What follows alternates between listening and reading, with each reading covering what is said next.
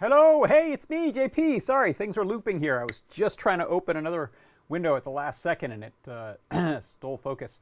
So hello and welcome to the show. It's me, I'm John Park. This is John Park's workshop, this thing right here. And you are part of it. So thank you for joining me here today so that we can play around and have some fun. As Starman said, let's all play along with the fun that's to come.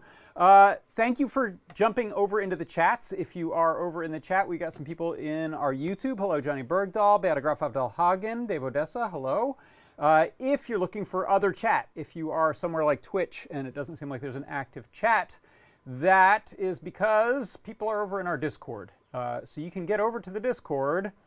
Let's see right there. That's it. That is our Discord. You can go to adafruit.it/Discord. Look for the live broadcast chat channel right there. It's highlighted. We have a whole bunch of channels. As you can see, we've got general chat. We have Ask an Engineer. We have help with a whole bunch of topics, including CircuitPython, 3D printing, Arduino, audio, and on and on. There's a neat channel there for CircuitPython devs, show and tell, and more. So go check out our Discord in general. But in specific, during a live stream, head on over to the live broadcast chat. Hey, Johnny Bergdahl's there too. Starman, Thin Man, hello, Andy Calloway, Blitz City DIY, David WA90NY, howdy. Hey, C. Grover, good to see you all there. Lars is standing in the corner. He was playing Galaga, I think. I'm going to have a sip of coffee. Ah, fruity. Some Ethiopian beans. So what is happening today? I have a coupon code for you. I've got a recap of the Tuesday show. I have a CircuitPython Parsec. I have a Learn Guide recap. Remind me to do that if I forget. Let me open that window right now. I have a continuation of the computer space project. I'll give you a little update on the 3D model as well as the latest print of it, the bezel, the base, how it all goes together, some wiring stuff, all of that. So let's first of all, let me bring this window here, give you a coupon code. So if you want to go to the Adafruit store and buy some stuff, if you didn't know, that's how the business works. We like to put content out there, lots of learn guides and tutorials and community member learn guides in the playground area, these types of live stream shows, video snippets, all these things. We like to get info out there to help the community in building stuff, making things. And ideally, you'll buy some of the parts that we sell to make those things and we can keep the lights on. So if you want to head over to Adafruit, just go to adafruit.com, that right there. And if you type in that coupon code, SWOOP, today in the coupon code slot on the on the shopping cart page on the way out, you will save 10%. And you can get some neat new things. Look, if we head over to products and click on view all new products, you will see we've got some neat new transparent cases, some little snap fit cases that you can design your own PCBs to fit in, or maybe find some smaller boards that will go in there. I bet a KB2040 or Trinket or something like that would fit in some of those. There's also a pretty snazzy power delivery cable here. This is a USB-C to 5.5 millimeter DC barrel plug with the power delivery request chip and a button and a little display built in, so you can simply request 12 volts or 18 volts or 20 volts or whatever you need from your power delivery USB-C supply, and you'll get it out the other end. So it's kind of a neat new way to do some of the reduction of wall warts. If you have that goal in mind, you can get away with fewer of those and a snazzy cable like this. Also some new gauges of these silicone stranded ribbon wire cables. I'm going to get some of these because I like using these for interconnects in projects. Anyway, any of these things that you see, if it's a physical good that we can send to you, we're going to give you 10% off if you use that coupon code today, SWOOP. It won't work on software, gift certificates, or subscriptions, but it does work on physical stuff, things we can put in an envelope or a box and get to you. And I will also mention, if you go up to the top of your browser and go to adafruit.com and then type in /free, who doesn't like free stuff? Well, if you spend $99 or more, you can get a free PCB coaster with the Adafruit logo on it. If you spend $149 or more, you'll get the coaster as well as a free KB2040. And at the $199 or more rate you get, or level, you get free UPS ground shipping in the continental US only, as well as the other two. You'll get the KB2040 and the coaster. So those are some freebies that you can get. You can stack those up. And there's more info down here at the bottom about how those stack. So let's see. Get rid of that. Next thing I've got for you is a recap of the Tuesday show. So on Tuesdays, I pick a neat thing from the store and we put a big discount on it. Thanks so much to the new products team. They stash 100 of them before the show, slash the price in half. I do about 15-minute show and show you the insides and outsides and codes and examples. And here's a little 1-minute recap I do. That's the product pick of the week this week. It's the Terminal Pico Bell with pre-soldered headers. These are terrific for prototyping plug and play with a Pico. The Pico or the Pico 2, which is the RP2040 and the RP2350. It has mounting holes, so you can screw that down to your project. Yay. It has 40 terminals, little screw terminals, which break out every pin. We have a STEMMA QT I2C/Quick connector there, so you can plug in all kinds of peripherals. Maybe a puzzle box, maybe a control panel for some software, something like that. And you can see there is a neat little set of 3x3 wires. The I2C, by the way, is what's plugged into my little matrix display. And there is a Pico 2W, which comes with those nice pre-soldered headers. That's the product pick of the week this week. It is the Terminal Pico Bell with pre-soldered headers, STEMMA QT, and reset button.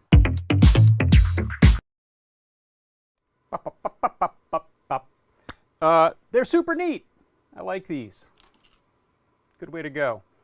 I mentioned during the show that is actually what Lars is standing on top of over there is a arcade dual joystick button trackpad thing, an X-Arcade that I rewired the brains of using a Pico, or Pico RP2040 I think it was, and I used this exact type of terminal Pico Bell to do the masses of wiring coming from all those. I think there's 10 buttons plus the 4 buttons of one of the joysticks and a couple of extras. So all that pouring into the Pico through that makes it nice and easy.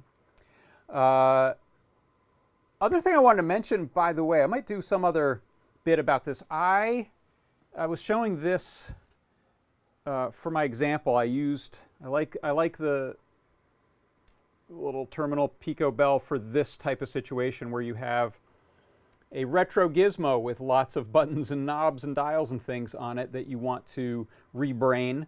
This one was lacking its brain board. You can see it came with that ribbon cable there. There was a second board that was missing. So I used that in the example. This thing, I showed it once before when I first got it. This was something that Toddbot picked up at Apex Electronics. It's a surplus electronics place here in the Los Angeles area. This is the rest of the box. I pulled it out of there to do that example yesterday. So this came from a TV studio, most likely, broadcast studio somewhere in LA. It is the controller for Quantel DPE 5000, and I probably mentioned this the last time, a couple years ago when I got this and talked about it, but this stuff is kind of fascinating. I've reached out to a YouTuber named Dexter's Tech Lab, who is a restorer, a collector and restorer of Quantel machines, and these were some of the very first hardware-based frame buffers, real-time video editing. They were probably most well known for the Quantel Paint Box, which was a predecessor to things like Photoshop, but being able to create art, digital art, as well as doing motion graphics, video art types of things. So these went away. They went the way of the dodo mostly when general purpose machines got fast enough. So SGI machines running Flame and Flint didn't require quite as much specialized hardware. These ran on a PDP-11, and then it was a big board for this. Deals with the cursor. This deals with a horizontal transition. This, and they were all big PCB boards. So this thing is kind of interesting historically. So the things that it can do on here are zoom-ins, freezes, changing the height and width of a video frame. So it could store a certain number of frames of video in a buffer and then apply real-time effects to them. So that's what that thing is there. And I'm very unlikely to ever get an actual Quantel. They're fairly rare and really expensive and a lot of work to get running. But I do like having this little bit of it, and I may talk to some of the collectors out there and see if anyone could use this to sort of finish up their collection of a setup. So if you're interested in that, I'll drop a link later in the chat to the YouTube channel that I was talking about that has some great restoration. Okay, well, next up, why don't we do a CircuitPython Parsec. CircuitPython Parsec.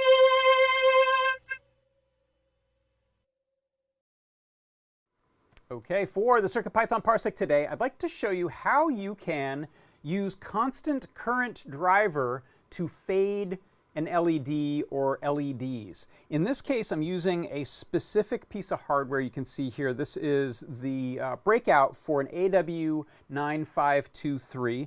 It's an I2C accessible, we're using Stemma QT, accessible board that we can control the number of GPIO pins. There's a number of GPIO pins on here, but they each have their own constant current fading ability. So you don't have to PWM to send a different amount of current over the, or voltage rather, over the line. So if you want to adjust and fade things without flicker, this is a really nice way to do it. The way this works in CircuitPython is I'm importing this AW9523 driver. I'm setting it up over I2C.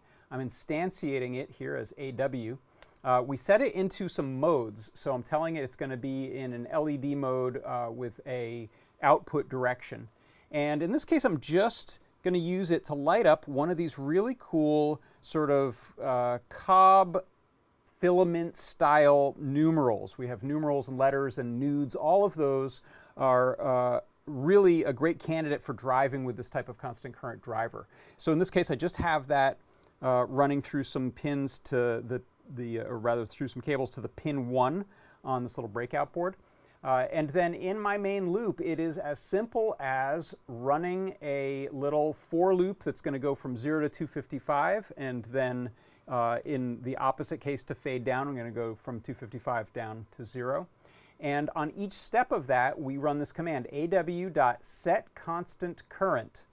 And then we pick a pin to fade and the brightness level 0 to 255. And then I'm doing a little bit of a timing sleep here, so I have it running pretty quickly. So let me just restart that, and you'll see we've got this really gorgeous little number 5 here that's fading and coming back up. We can adjust with great precision the brightness on that as well as the timing of it. So if I want to go and make this much slower, I'll set my speed to 0.03. So in between every one of those little 255 steps, it's going to pause a little bit more. So we get this nice slow fade. You can of course do flickers and other effects on there, but it's a really nice way to get this type of LED effect without sort of that flickeriness that could potentially be there with PWM. It's a nice and smooth constant current to drive these. And so that is how you can fade a constant current LED inside of CircuitPython using the AW9523 chip. And that is your CircuitPython Parsec.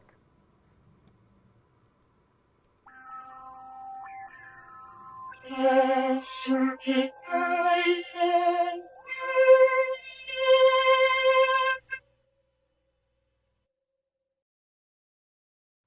all right, and I wanted to show you what that little board is that I was talking about there, 952.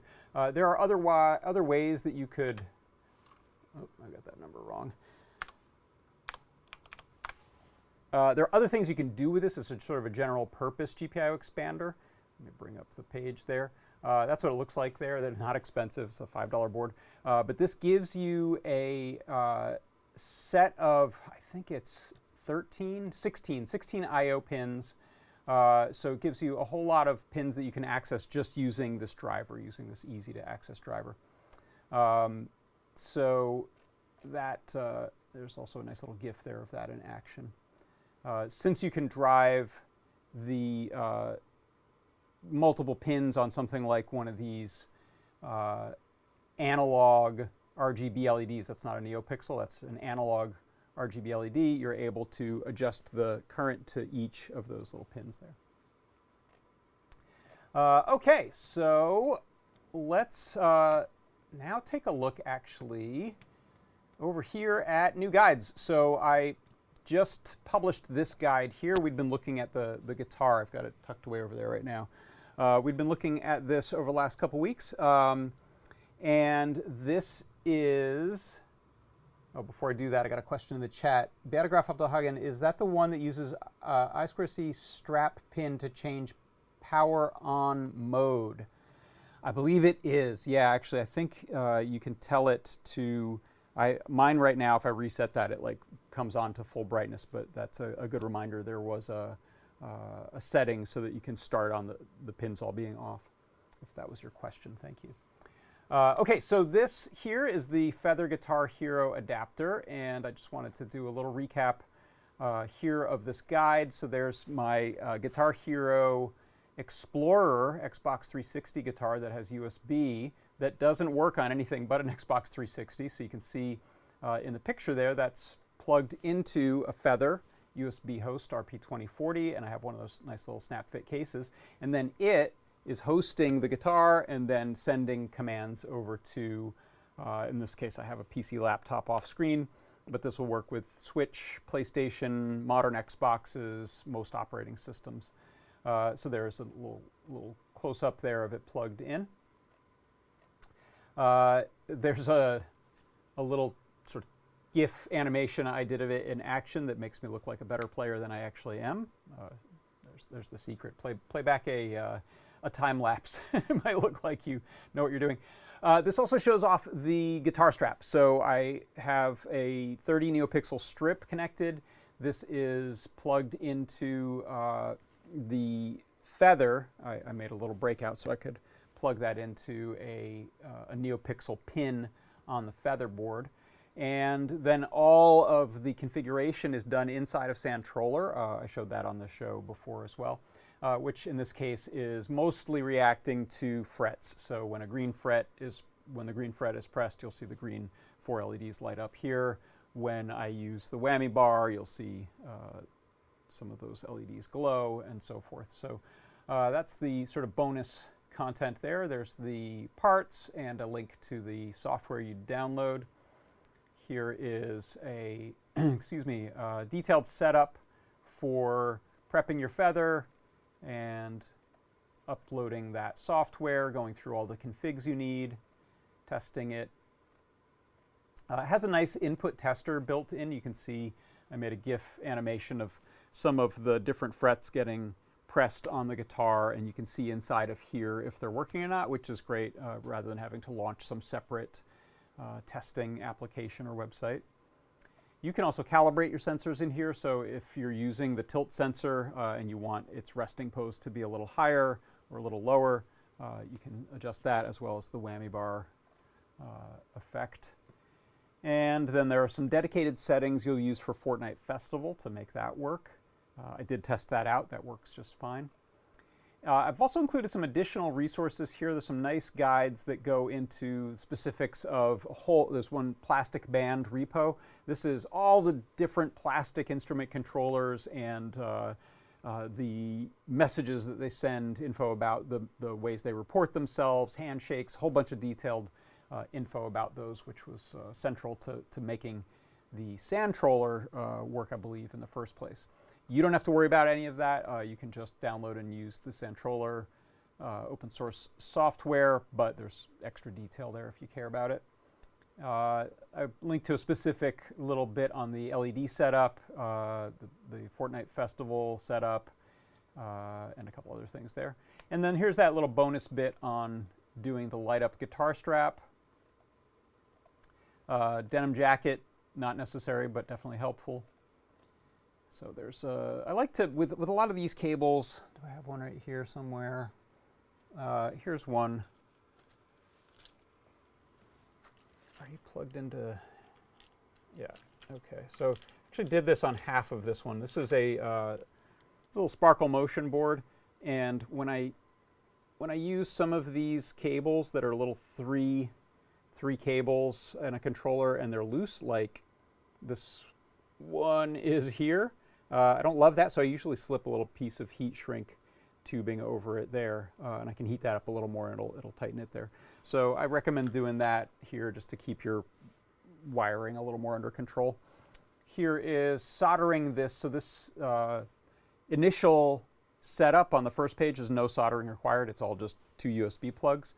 If you want to do the LEDs, then you would go ahead and solder to power ground, and it happens to be the SCK pin, which I think is GP14, is a good one for doing the NeoPixel setup inside of Sandtroller. That whole little JST plug does fit through the underside. The Roos brothers did a nice job of putting this nice big cutout on the bottom of that case there. You can 3D print that, by the way. I think we have the files for that available, or you can buy. We have printed batches of them using SLS and have those in the store. They're not too expensive. So there is NeoPixel getting plugged in. Click, click, click, click, click, click, click, click, click. Connect it. Here's detailed settings that I used for mapping those LEDs, and there's an example of just pressing that green LED, green fret, and getting green LEDs. Here's a little GIF animation of a few of those in action. I will never see the orange one because that really shows up only on the hard and expert modes, and there's no way I can possibly fathom playing in those modes. I don't think they show up in medium and easy. Here's the little strum bar, up, down, a little testing of that. And I went with a pretty straightforward punk rock appropriate clothespins approach for connecting up these LED strip to the strap there. However, I did have some of this stretchy gold elastic waistband material. I actually used it to fix a set of suspenders for something. but that actually makes a nice, you could cover it, stitch the edges, pull out your safety pins, and have a nicer strap that looks good even when it's not on, but also gives a little diffusing, so you're not looking at bare LEDs, which I think is nice. So you could use a little bit of your sewing skills there to add some pizzazz. But there's mine. There's the version I'm left with there. I didn't bother with all that.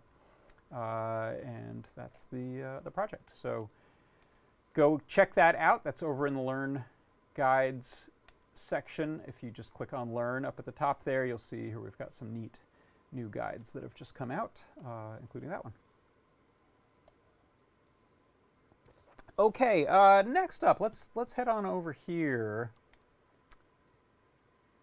to the workbench, and I'm going to go ahead and adjust my camera here because that's a little dark. And let's take a look at what we got going on here with the computer space project. So just opening up my Discord there so I can see what's going on. So you may or may not recall Computer Space Arcade Cabinet. I found a really nice 3D scan that had been done of a full-size cabinet, and I printed off one to see how it looked at small scale, which it looked great. I decided I wanted to model it from scratch using this scan as a guide, just so I could have geometry that was a little easier to work with. So this was the first iteration of that while I was still keeping it symmetrical before I shifted this little control panel off to the side like it is in the original and made a bunch of visual tweaks to it later. But that was my second one. I also happened to print it a little bit bigger. And my wife just commented, these things are multiplying. She was in my office inside. She was like, why every time I come back in here I see another one of these things? So this is the next one. This is the print of the one I modeled and then did some of the additional tweaks and made it asymmetrical. One of the reasons I wanted to build my own model for it was so that I could then add some connection points for the screen, OLED screen that I want to put in there, as well as the brains of it, which initially you can see here I just have some cardboard and tape because I was holding in the feather and the feather wing and the wiring. I was using blue tack yesterday, but now we've upgraded to some screws. So having my own geometry, I also punched out a little hole here in case I want to do a 3D panel that has like some lighting or controls on it. It's obviously a little on the small side to really play, unless you maybe just use a couple of cap touch buttons or something like that.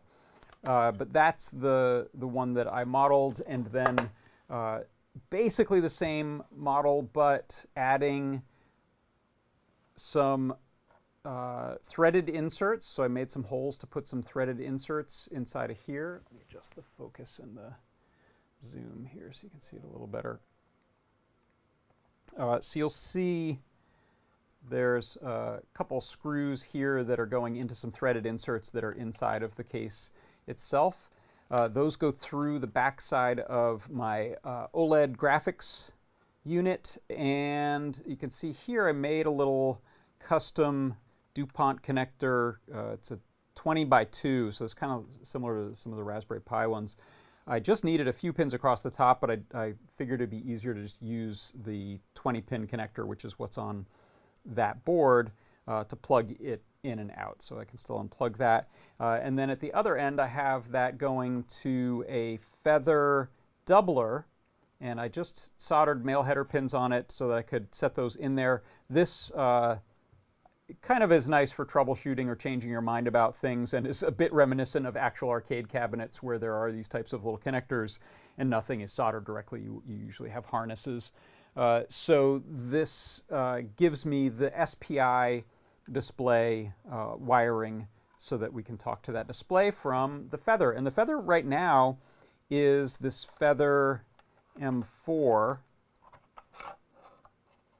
And I have a battery on it, which is just kind of for demo purposes. Normally I'll have this plugged into USB. And you can see I put some little short feather sockets on there, and I have short feather headers. This one's the Feather M4. I may try out some others like ESP32S3 to see if we can get more speed out of it. And then the last things to say, I modeled 4 little holes in here to use some of these very shallow, sometimes called laptop screws. So these are M2.5 screws, and then I'm using some of our nylon. And that's just so that this thing basically still lies flat, but I'm going to put some rubber bumpers on here so that it sticks a little better to the desk. And these are definitely short enough that we'll clear those with the bumpers. You'll see up at the top here, my screen is actually passing, the screws are passing through the screen PCB and then a bezel that I made. So this is the sort of little fake 4:3 ratio rounded, kind of make it look like a CRT. The original arcade cabinet had a 13-inch black and white GE television. It didn't even use a sort of commercial monitor. And so I'm mimicking that by masking off our widescreen display, and all of my pixels are constrained inside of this area anyway, but it looks a little nicer, I think, from the front here to have that mask, which is, again, very similar to the real machine. The real machine also had a glass in the front here to basically keep people's hands out of there. I'm not going to bother with that because it makes it a little harder to see, and you end up reflecting light off of that, get a bit of a glare. You can see on this one I filled in the top here, and we'll take a look at why in a second. But the other thing coming out of here is I'm going to sort of put a nicer switch on this thing, probably just in the little proto area there or coming out the bottom here. But I wanted an on-off switch. So this is an enable switch that if we set this down and zoom out a little bit more, refocus, I can just turn the thing on and off by unplugging that. And now you'll see we've got our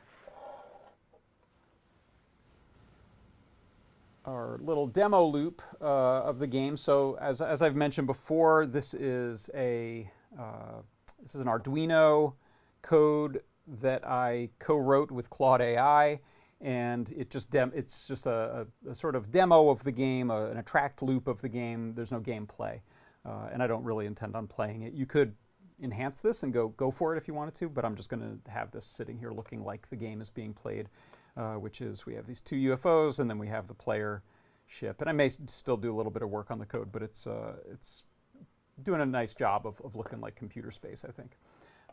So that is the setup here. One thing I'll point out is with the feather in this orientation, I do need to use one of these right angle USB connectors.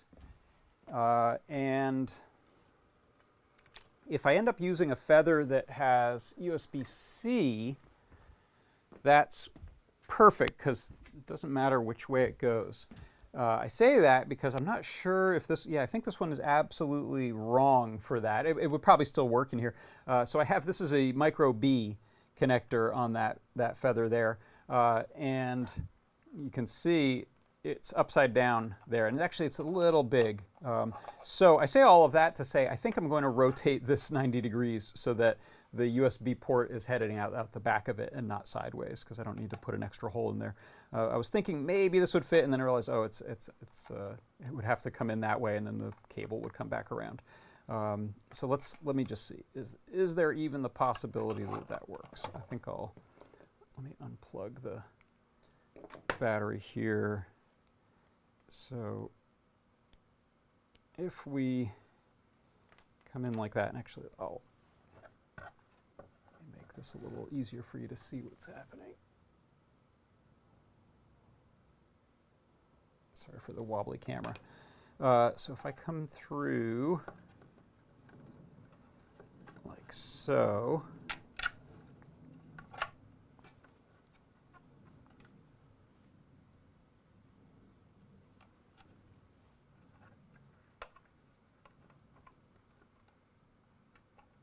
plug in. Hey, nope, that doesn't work. Yeah, we're off by 2.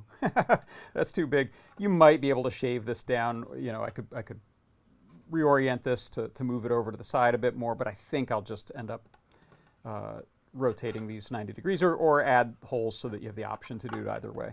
But again, a USB-C based board will make it easier because there's no wrong way to plug it in. So for now, we'll just keep that. Oops. There we go. We'll keep that battery powered. Battery is nice because it puts a little more weight down at the base too, so you can hold that there.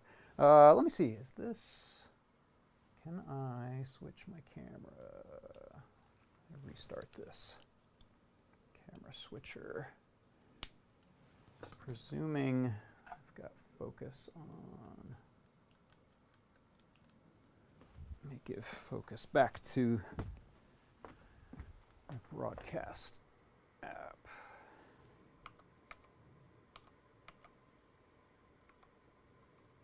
There we go.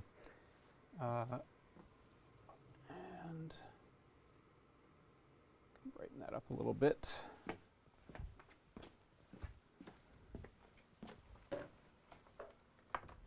So here, where am I going? Where am I looking? There we are. Yeah, so there, if I unplug my little wiring, that's just going to enable pin and ground. So that's a way to turn that on and off. You should see now that's up and running there. So this one, the newest one I printed here, this is in this sort of gold glitter, which is kind of as close as I could find to the yellow glitter, which was a real cabinet. This one is close to the red glitter, and then there was a blue glitter. I might try to pick that up so I can do the full set. There was also a one-off white cabinet, which I probably won't bother with. I also think since this thing is so swoopy, and that's why swoop is our coupon code of the day, by the way. Since these are so swoopy, I bet they'd look really nice in a silk PLA material. So I may make one like that as well. And that helps me segue to, I probably won't build working ones to give out as gifts, but I may just do a nice little printout of a sticker inside of there of the game, just as a little desktop toy. That is a bit of a segue to the, oh my gosh, yeah, this camera thing is no longer working. Why are you not working? I may have unplugged it on that end. That is a bit of a segue to what I'm doing with the control panel there. So let me go back to this view. The control panel, I found a nice photo of it online and just resized it and printed it on some matte sticker. I think it's a matte vinyl sticker for laser, color laser. These are really nice because it's not inkjet. It's not going to run. So let me go ahead and cut one of these out, and we'll mount that in there. This is the same material I used for the CNC. If you remember the CNC project, I had a big graphic that my friend Brian Kessinger did of new CNC graphics. So let's go ahead and make one of these for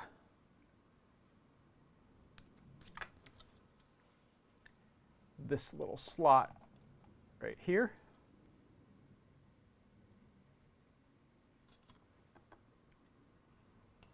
Oh, uh-oh. Oh, I just kind of ruined the top of that one, didn't I? Yeah, let's do a new one. I kind of dug in tip first. Let me make this easier on myself. Hold on.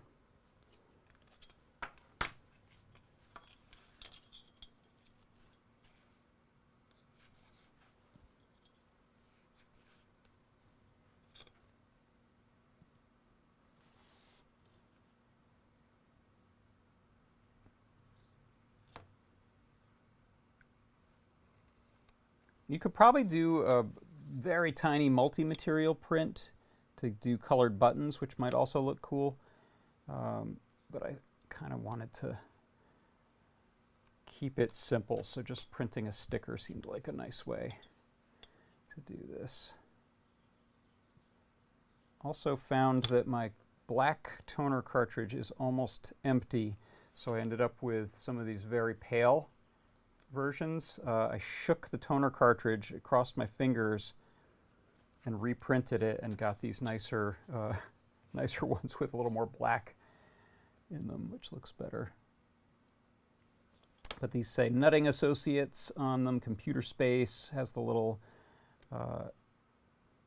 player buttons for turning right and left, which you just press. There were no potentiometers on it, I don't think. A little coin slot. So now we can place this in here.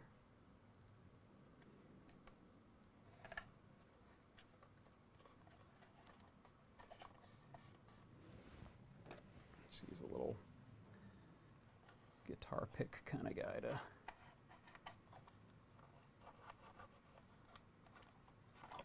there we go. Looks kind of cute. And yeah, it looks pretty good, especially at distance. Sells it pretty well, so we can turn that back on. And there is cute little arcade game that you wouldn't want to play, but is sure is nice to look at. The little screen mask, by the way, I didn't show this, but this this one's not the one with the holes in it, but essentially that fits in just like that. There, it's pretty much exact fit for the space that it's in, so it kind of blocks the light pretty well and gives us this nice little inset. I think some of that shadow in there also helps with making the screen look a little better than if it were right out, so we get kind of a little hood on it there. I had thought about angling it a bit up just so you could see it like on a desk better, but I think I like it the way it is, so I'll leave that alone. So there we have it. That is the computer space. Not a lot to the build. I'll put together a learn guide for anyone who wants to make it. Yeah, we need some really tiny quarters, says Andy. But I'll put together a learn guide just to show you, here's the wiring, here's the code. I'll experiment with some of the different feathers. That's a good point someone made. Do I have a G.I. Joe sized anyone around here? I think maybe Woody. Maybe Woody can play this. I don't know where Woody's hat went. It's a little small. A little small for Woody, just to play it like that. Nope, not for Woody. Lars? Yeah, Lars can play it. I'll get Lars over here.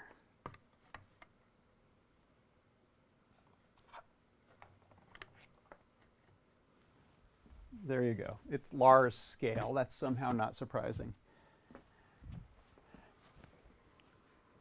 Okay, let's see, what else?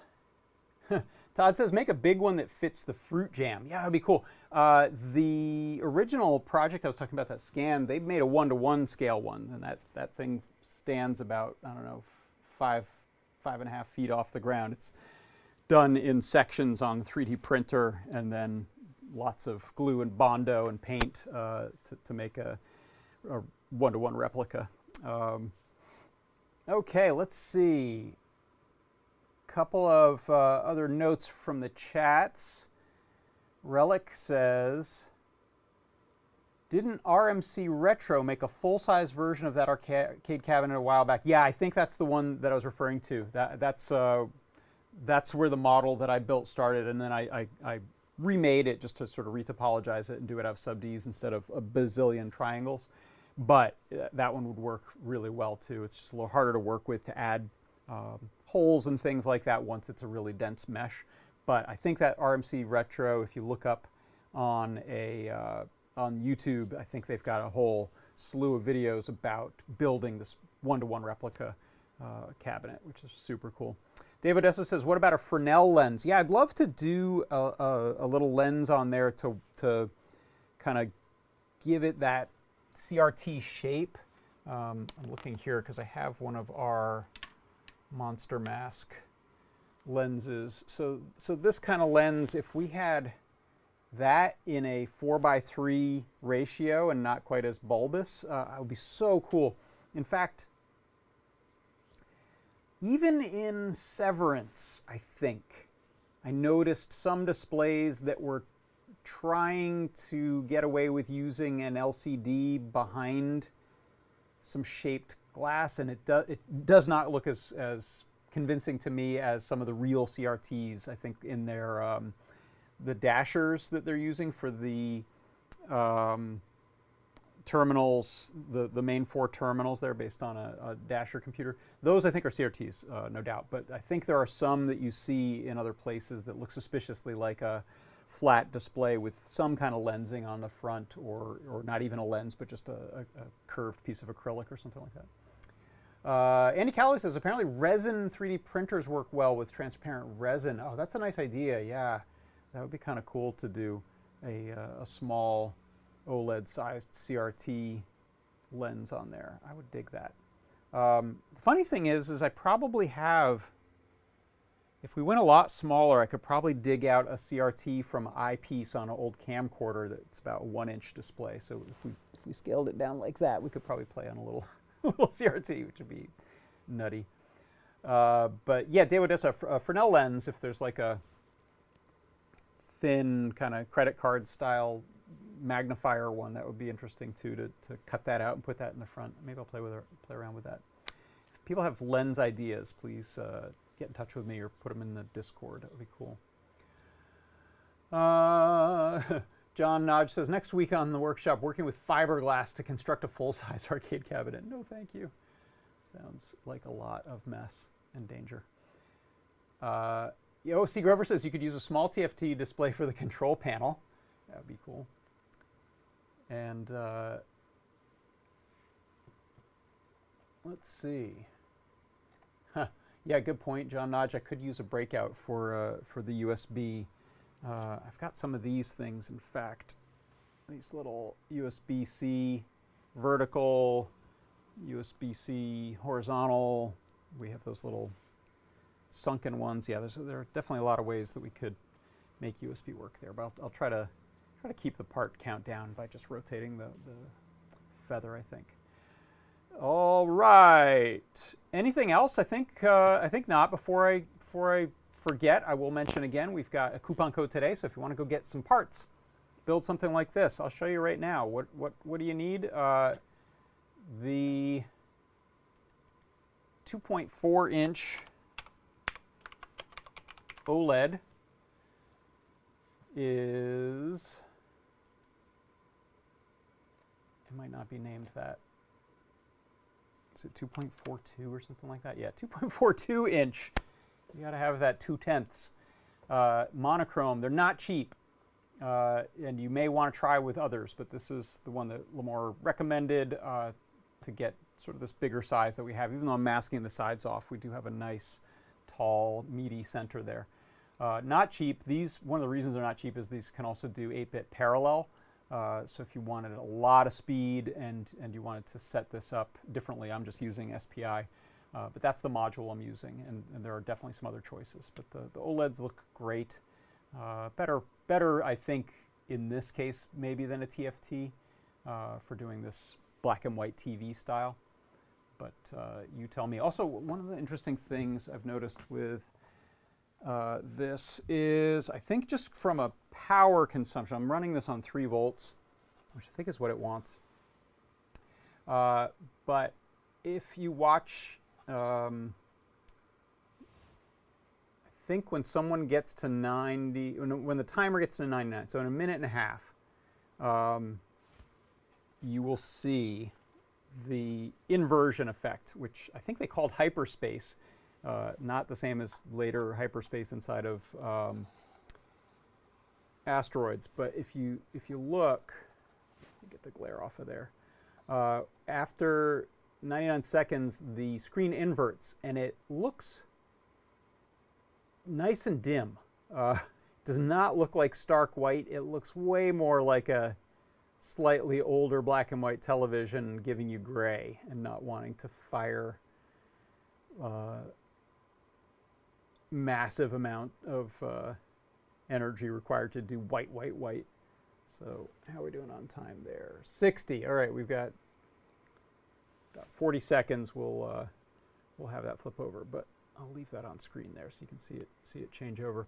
But that's the display. Hold that still.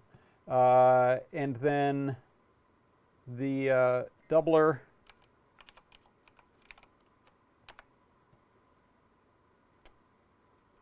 Right there, that's what I'm using to give myself a nice sort of plug-in harness area for the ribbon cable. You could probably find some of our Raspberry Pi breakouts that are 40-pin connectors that would work well, just because you just need the top row of 20. Oh, there you go. Okay, so this actually looks terrible on that camera. Let me see if I can make the overhead behave.